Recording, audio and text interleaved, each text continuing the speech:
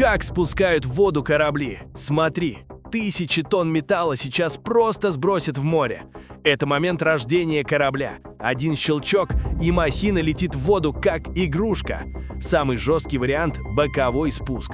Корабль на салазках, смазка, команда, и он падает боком, поднимая стену брызг. Есть и спуск носом вперед. Корабль медленно съезжает по наклонной, а нагрузка просчитана до миллиметра. У гигантских лайнеров часто тихий вариант. Сухой док, заливают воду, и корабль просто аккуратно всплывает. Хочешь разбор, как он не ломается при спуске? Пиши в комментарии. Хочу!